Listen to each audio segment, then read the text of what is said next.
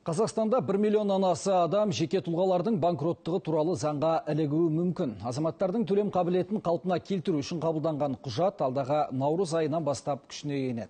Ол үшін банкроттық рәсімдерінің 3 түрі қолданылмақ. Сонымен қарызға белшесінен батқандарға қандай көмек беріледі?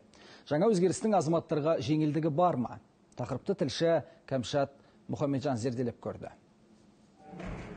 Қазір елде 1 миллионнан аса адамның несие өтеу мерзімі бұзылған. Борышкерлердің мүлкі болмауына байланысты 4 миллиард теңге өндіру құжаты кері қайтарылыпты. Коммуналдық төлемдер мен салыққа белшесінен қарызы барлар да жетіп артылады. Азаматтардың төлем қабілетін қалыпқа келтіру үшін өткен жылдың басында президент пәрменімен заң жобасы қолға алынған еді. Енді 10 жыл бойы қолдау таппаған бастама алдағы наурызда іске аспақ.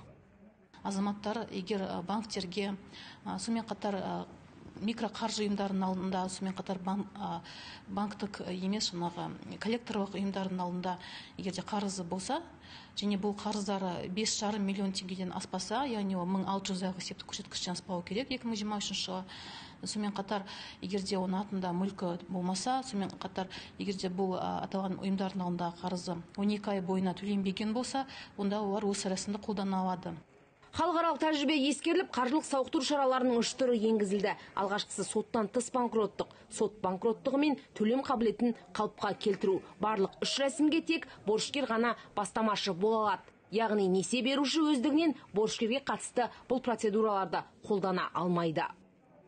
Ол өтінім берген кезде міндетті түрде жаңағы банктік ұйымдармен және де микроқаржы ұйымдармен осындай қарыздарына байланысты алдын ала реттеу шараларын жүргізу керек. Яғни банктерде өз тарапынан басқа да әртүрлі осы қарыздарын өтей алмай жатқан азаматтарға әртүрлі шараларын қолданады.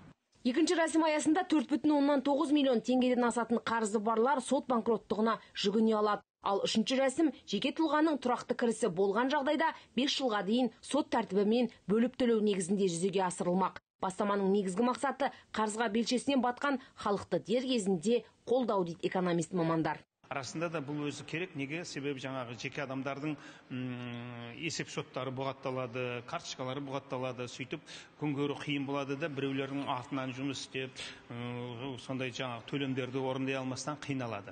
Осы мәселелер өте көп жаңағы өтініштер болғаннан кейін бұл заңды біз 2 жылдан бері қабылдап жатырмыз. Бұл заң өте керек, себебі жаңағы төлей алмайтын адамдарды банкрот деп жариялап, жаңағы қаржылық ұйымдардың да адамның өздерінің бұдан былай жұмыс істеуіне мүмкіндік жарату.